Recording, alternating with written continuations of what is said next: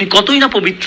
সুবহানাল্লাহ শব্দটি তাসবিহ বা সাবাহা শব্দ থেকে এসেছে, যার মানে হলো কোনো কিছুকে তার সঠিক মাত্রায় রাখা। অর্থাৎ আল্লাহ তাআলা পবিত্র, নির্ভুল।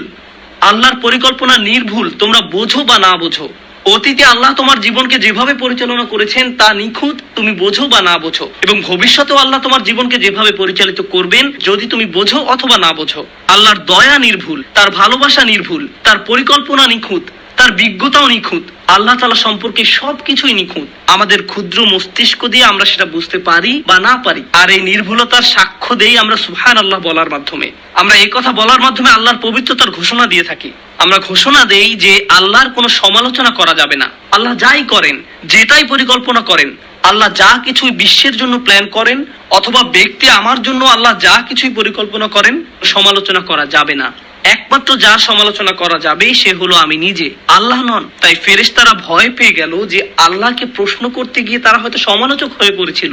যদিও তারা সমালোচক ছিল না, তারা শুধু ব্যাপারটি বুঝতে পারেনি। তাই তারা ভয় পেয়ে বলে উঠল, সুবহানাক, সুবহানাক।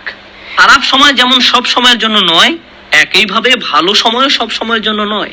একমাত্র আল্লাহ সুবহানাহু ওয়া তাআলা সব সময়ের জন্য। তাই কঠিন সময়ে আল্লাহর পরিপূর্ণতার কথা মনে রাখুন, আবার ভালো সময়েও আল্লাহর পরিপূর্ণতার কথা মনে রাখুন।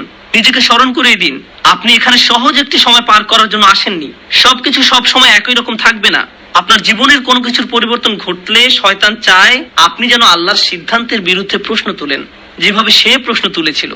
শয়তান আল্লাহ সুবহানাহু ওয়া তাআলাকে দোষ দিয়েছিল, ফাবিমা আহওয়াইতানি, আপনি আমাকে পথ ভ্রষ্ট করেছেন, আপনি কেন আমাকে পথ ভ্রষ্ট করলেন, আপনি কেন আমাকে বিপথগামী করলেন, হে আল্লাহ এটা আপনার পরিকল্পনা ছিল। শয়তান এভাবে চিন্তা করেছিল, আর সে চায় আপনি আমিও যেন ঠিক একই রোগে আক্রান্ত হই। আর আল্লাহ আযজা ওয়া জাল্লা ফেরেশতাদের শিখিয়েছেন এই রোগের সমাধান হলো সুবহানাল্লাহ, আর তাদের মাধ্যমে তিনি আমাদের শিখিয়েছেন যেন আমরা সুবহানাল্লাহ ঘোষণা দিয়া মানুষদের অন্তর্ভুক্ত হতে পারি। আমি দোয়া করি আল্লাহ যেন আমাদেরকে তার তাসবিহ করা মানুষদের অন্তর্ভুক্ত করেন, আর তার তাসবিহ করার মাধ্যমে আমরা যেন আমাদের রব, আমাদের মালিক আল্লাহ সুবহানাহু ওয়া তাআলা সম্পর্কে অসমীচীন কোনো চিন্তা না করি, কোনো অনুভূতি বা শব্দ মনে আনা থেকেও দূরে থাকতে পারি। সুবহানাল্লাহিল আযীম।